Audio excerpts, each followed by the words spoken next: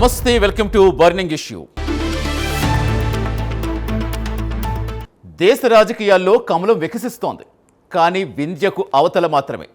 ఉత్తరాదిని ఉప్పెన్లా దూసుకెళ్తున్న కాషాయ దళం దక్షిణాదిని మాత్రం ఎందుకో డేలా పడుతోంది. ఎత్తులు వేస్తున్నారు, పొత్తులు కుదుర్చుకుంటున్నారు. దశాబ్దాలుగా పావులు కదుపుతూనే ఉన్నారు. అయినా సౌత్ గేట్ ఎందుకు ఓపెన్ కావటం లేదు? ఏంటి కమల్నాథుల అసలు వ్యూహం?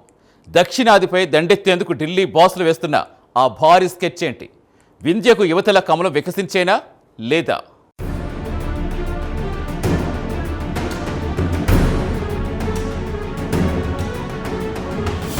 దేశ రాజకీయాల్లో కమలం పార్టీ పట్టు చూస్తుంటే ఎవరికైనా ఆశ్చర్యం కలుగుతుంది. వింధ్య పర్వతాలకు ఆవల అంటే ఉత్తరాది రాష్ట్రాల్లో ఆ పార్టీకి దాదాపుగా ఎదురే లేకుండా పోయింది. తమదైన స్ట్రాటజీలతో, హిందుత్వ ఎజెండాతో నార్త్ ఇండియాలో దూసుకెళ్తున్న బీజేపీ దక్షిణాదిలో మాత్రం పదే పదే చతికిల పడుతూ ఉండడం రాజకీయ వర్గాల్లో ఆసక్తికరంగా మారింది. ఉత్తరాది ఓకే, దక్షిణాది పరిస్థితేంటి అన్న ప్రశ్న ప్రతిసారీ తెరమీదకొస్తూనే ఉంది. ఇక్కడ కూడా పాగా వేయాలని దశాబ్దాలుగా ప్లాన్ చేస్తున్నప్పటికీ ఆశించిన స్థాయిలో సక్సెస్ రేట్ కనిపించడం లేదు. కర్ణాటక మినహాయిస్తే సొంతంగా ఏ రాష్ట్రంలోనూ అధికారంలోకి రాలేని పరిస్థితి స్పష్టంగా అర్థమవుతోంది.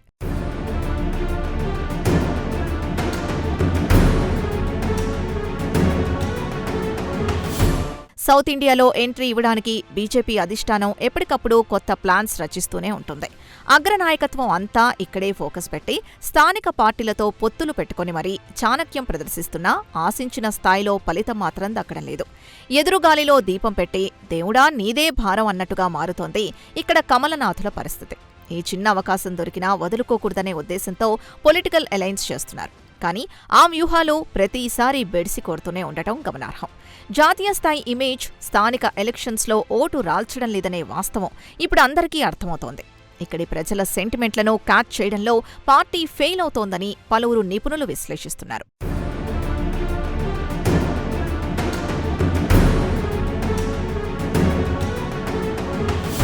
దక్షిణాదికి గేట్వేగా భావించే కర్ణాటక రాష్ట్రం బీజేపీకి ఎప్పుడూ ఒక ప్రత్యేకమైన ప్లేస్.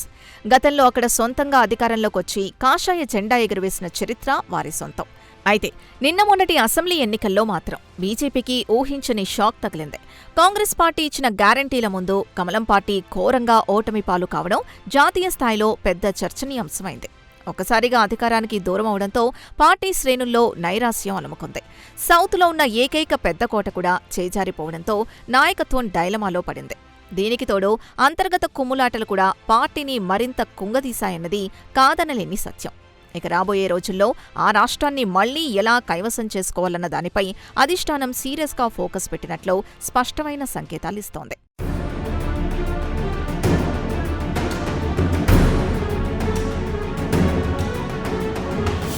కర్ణాటకలో కోల్పోయిన వైభవాన్ని తిరిగి తెచ్చుకునేందుకు బీజేపీ సరికొత్త స్ట్రాటజీలతో ముందుకు వెళ్లక తప్పని పరిస్థితి. ప్రస్తుతం అక్కడ కాంగ్రెస్ పార్టీ బలంగా కనిపిస్తూ ఉండడంతో వచ్చే ఎలక్షన్ నాటికి ఆ పార్టీతో అమీతుమీ తేల్చుకోవడం సాధ్యమేనా అన్నది $1 మిలియన్ ప్రశ్న. స్థానికంగా బలమైన లీడర్షిప్ని డెవలప్ చేయడం, సిద్ధరామయ్య ప్రభుత్వ వైఫల్యాల్ని ప్రజల్లోకి బలంగా తీసుకెళ్లడం ద్వారానే తిరిగి పుంజుకునే ఛాన్స్ ఉంటుంది. అయితే కాంగ్రెస్కున్న పటిష్టమైన క్యాడర్ని, ఓటు బ్యాంకును ఢీకొట్టాలంటే కమలనాథులు తమ పాత పద్ధతుల్ని మార్చుకోవాల్సిందే. ఏదేమైనా కన్నడ నాట రాబోయే ఎన్నికలు ఆసక్తికరం కానున్నాయి. ఈ క్రమంలో జాతీయ నాయకత్వం ఎలాంటి కొత్త పొలిటికల్ వెపన్స్ వాడుతుందన్నది వేచి చూడాలి.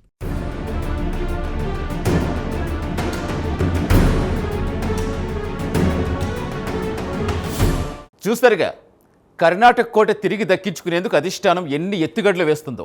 అయితే ఇరుగు పొరుగులు ఉన్న తెలుగు రాష్ట్రాల సంగతి ఏంటి?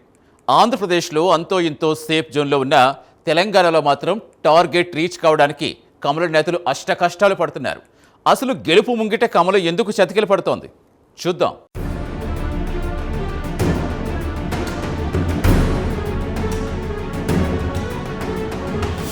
ఇక పక్కనే ఉన్న ఆంధ్రప్రదేశ్ విషయానికొస్తాయి. ఇక్కడ బీజేపీ పరిస్థితి కాస్త భిన్నంగా సేఫ్ జోన్లో ఉందని చెప్పాలి.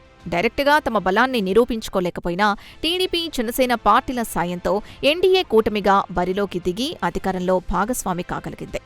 ఏపీలో సొంత ఓటు బ్యాంకు పెద్దగా లేకపోయినా పొత్తులు, ఎత్తుగడలతో మంత్రులుగా కూడా బాధ్యతలు చేపట్టడం పార్టీకి పెద్ద రిలీఫ్. అటు పుదుచ్చేరి వంటి చిన్న కేంద్రపాలిత ప్రాంతంలోనూ అధికారాన్ని పంచుకోవడం కమలం పార్టీకి ఒక పాజిటివ్ సైన్. ఈ రెండు చోట్ల పొలిటికల్ అలయన్స్ వర్కౌట్ అవడంతో కనీసం సౌత్లో ఉనికి కాపాడుకున్నామన్న సంతృప్తి ఆ పార్టీ నేతల్లో కనిపిస్తోంది. అయితే ఇదంతా మిత్రపక్షాల చలవే తప్ప సొంత బలం కాదన్నది పొలిటికల్ సర్కిల్స్లో వినిపిస్తున్న మాట.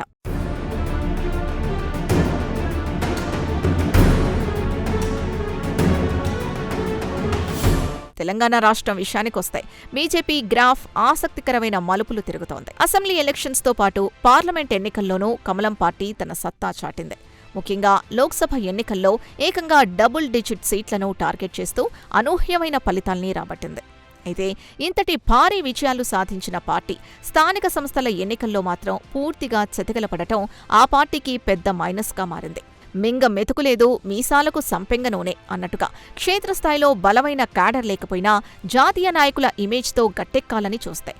ఇలాంటి ఇబ్బందులే వస్తాయని రాజకీయ విశ్లేషకులు స్పష్టం చేస్తున్నారు. విలేజ్ లెవెల్లో లీడర్షిప్ కొరత ఆ పార్టీకి తెలంగాణలో పెద్ద అడ్డంకిగా మారిందని ఖచ్చితంగా చెప్పవచ్చు.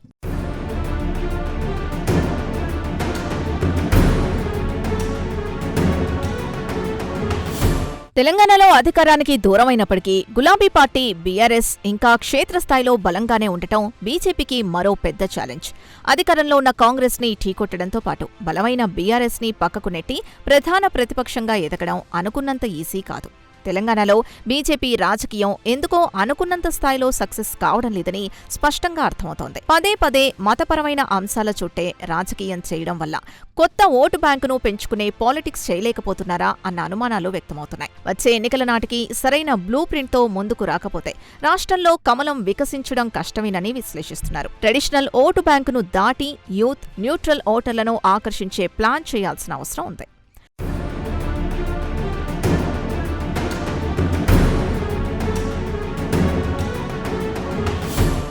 ఇక దేవుడి సొంత దేశం కేరళలో బీజేపీ ఎంట్రీ ఒక సంచలనమనే చెప్పాలి. దశాబ్దాలుగా వామపక్షాలు, కాంగ్రెస్ పార్టీల మధ్య దోబూచులాడే కేరళ రాజకీయాల్లో తొలిసారిగా 3 అసెంబ్లీ సీట్లను గెలుచుకొని బీజేపీ అందరినీ ఆశ్చర్యపరిచింది.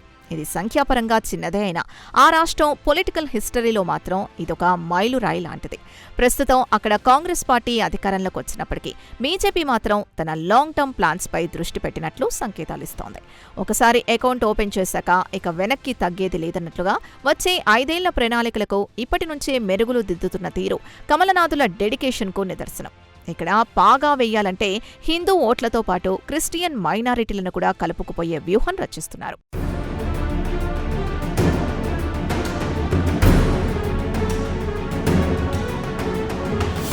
కేరళలో కమలం పార్టీ అమలు చేస్తున్న స్ట్రాటజీ ఇప్పుడు దేశవ్యాప్తంగా ఆసక్తికరమైన చర్చనీయాంశమైంది. గతంలో పశ్చిమ బెంగాల్, త్రిపుర రాష్ట్రాల్లో దశాబ్దాల పాటు పాతుకుపోయిన కమ్యూనిస్టుల ఓటు బ్యాంకును బీజేపీ ఎలా కొల్లగొట్టిందో ఇప్పుడు కేరళలో కూడా అదే మోడల్ని అప్లై చేస్తోందా అన్న సందేహాలు కలుగుతున్నాయి. కామ్రేడ్ల స్థావరాల్లో మెల్లిమెల్లిగా కాషాయ జెండాలు పాతేందుకు ఆర్ఎస్ఎస్, బీజేపీ శ్రేణులు పక్కా ప్లాన్తో గ్రౌండ్ వర్క్ చేస్తున్నాయి. ఎడమ పక్షాల బలహీనతల్ని తమకు అనుకూలంగా మార్చుకుని యాంటీ ఇంకబెన్సీ ఓట్లను తమ వైపు తిప్పుకునేందుకు సీరియస్ ఎఫర్ట్స్ పెడుతున్నట్లు ఆ రాష్ట్ర తాజా రాజకీయ పరిణామాలు స్పష్టం చేస్తున్నాయి. ఈ ఎక్స్పెరిమెంట్ కనుక సక్సెస్ అయితే సౌత్లో కమలానికి మరో బలమైన బేస్ దొరికినట్లే అవుతుంది.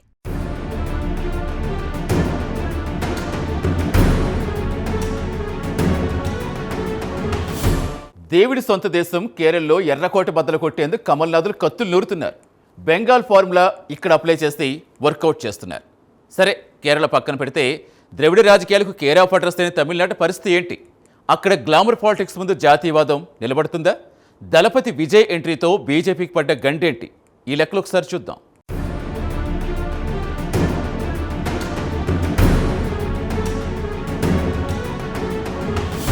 ఇక తమిళ రాజకీయాల విషయానికొస్తే ఇక్కడ ద్రవిడ పార్టీలదే దశాబ్దాలుగా ఏకఛత్రాధిపత్యం. జాతీయ పార్టీలైన కాంగ్రెస్, బీజేపీలు కేవలం ఏఐఏడీఎంకే లేదా డీఎంకేల భుజాల మీద తుపాకీ పెట్టి కాల్చాల్సిన పరిస్థితి. గత అసెంబ్లీ ఎన్నికల్లో జయలలిత పార్టీ అన్నాడీఎంకేతో కలిసి కూటమిగా బరిలోకి దిగి బీజేపీకి 4 అసెంబ్లీ సీట్లు దక్కాయి. ద్రవిడ గడ్డ మీద ఆ మాత్రం సీట్లు రావడమే అప్పట్లో ఒక పెద్ద సక్సెస్గా ఫీల్ అయ్యారు. ఆ ఉత్సాహంతోనే పార్టీని సొంతంగా డెవలప్ చేయాలని, తమిళనాట హిందుత్వ కార్డు ప్లే చేయాలని ఉవ్విళ్లూరారు. స్ట్రాంగ్ లీడర్షిప్తో యువతను ఆకర్షించేందుకు అనేక ప్రయత్నాలు చేసినా అవి పెద్దగా వర్కౌట్ కాలేదు. రీజనల్ సెంటిమెంట్ ముందు నేషనలిజం నిలబడలేకపోతోందనే వాస్తవం అక్కడి నాయకత్వానికి మింగుడు పడటం లేదు.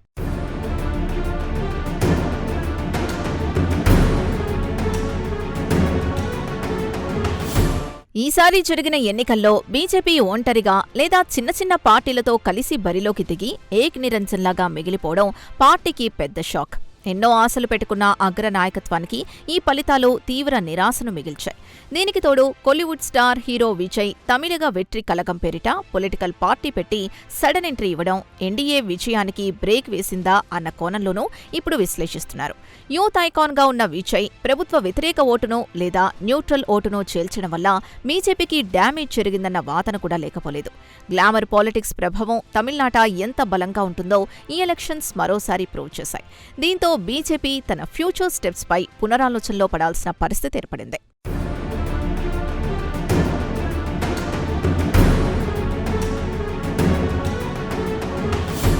ఎన్నికల ఫలితాల తర్వాత తమిళనాడులో ఎన్నో ఆసక్తికర పరిణామాలకు ఆస్కారం ఉందని పొలిటికల్ పండితులు అంచనా వేస్తున్నారు. బీజేపీకి సొంతంగా బలం లేకపోయినా జాతీయ స్థాయిలో అధికారంలో ఉండటం వారికి ప్లస్ పాయింట్.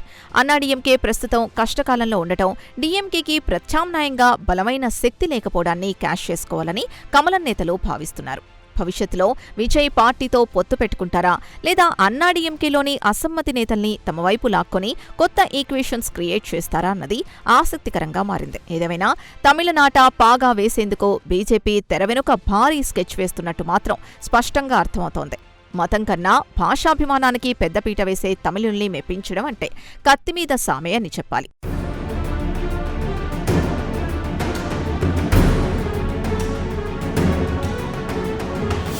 మొత్తంగా చూసుకుంటే దక్షిణాదిలో కర్ణాటక, తెలంగాణ, తమిళనాడు, కేరళ రాష్ట్రాల్లో బీజేపీ ఇంకా అధికారానికి చాలా దూరంలోనే ఉందన్నది కాదనలేని సత్యం. లోకల్ పార్టీలతో జతకట్టినా కొన్నిసార్లు ఆ వ్యూహాలు బెడిసికొట్టి పార్టీ ఉనికికే ముప్పు వాటిల్లుతోంది. ఉత్తరాది తరహాలో కేవలం హిందుత్వ ఎజెండా, మోడీ చరిష్మా మాత్రమే ఇక్కడ వర్కౌట్ కావని ఈ పాటికే కమలనాథులకు ఒక క్లారిటీ వచ్చి ఉంటుంది. ప్రాంతీయ ఆకాంక్షలని గౌరవిస్తూ స్థానిక లీడర్షిప్కు పెద్దపీట వేస్తే తప్ప ఇక్కడ కమలం వికసించే వాతావరణం కనిపించడం లేదు.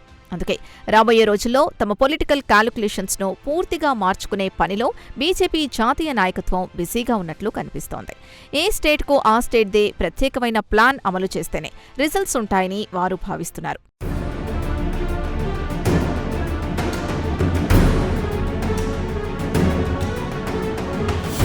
రాబోయే ఎన్నికల నాటికి సౌత్ ఇండియాలో బలమైన రాజకీయ శక్తిగా ఎదగాలన్నది బీజేపీ డ్రీమ్ ప్రాజెక్ట్. అందుకోసం ఇప్పటి నుంచే కొత్త పొలిటికల్ ఇంజనీరింగ్కు శ్రీకారం చుడుతున్నారు. కర్ణాటకలో కంబ్యాక్ ఇవ్వడం, తెలంగాణలో ఆల్టర్నేట్ పవర్గా ఎదగడం, కేరళ, తమిళనాడులో ఓటు బ్యాంకును డబుల్ చేసుకోవడం, ఈ టార్గెట్స్తోనే పార్టీ యంత్రాంగం పనిచేస్తోంది. ఉత్తరాదిలో ఎదురులేని శక్తిగా ఉన్న బీజేపీ దక్షిణాది కోటలను బద్దలు కొట్టడానికి ఎలాంటి బ్రహ్మాస్త్రాలు ప్రయోగిస్తుంది అన్నది ఆసక్తికరం. ఫైనల్గా స్థానిక సెంటిమెంట్లను బ్యాలెన్స్ చేస్తూ సొంత బలాన్ని పెంచుకునే దిశగా పక్కా ప్లాన్తో వెళ్తేనే సౌత్లో కాషాయ జెండా రెపరెపలాడే అవకాశం మెండుగా ఉంటుంది. లేదంటే మరోసారి ఈ ప్రాంతంలో కమలానికి నిరాశే ఎదురయ్యే ప్రమాదం లేకపోలేదని రాజకీయ వర్గాలు విశ్లేషిస్తున్నాయి.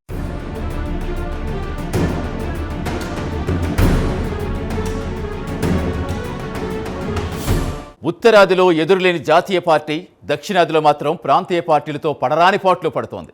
ఎక్కడో ఒకక్కడ అకౌంట్ ఓపెన్ అవుతున్నా అధికార పీఠం మాత్రం అందరి ద్రాక్షగా మిగిలిపోతోంది. మతం, జాతీయవాదం ఇక్కడ ఓట్లు రాల్చమన్నది జగమెరిగిన సత్యం.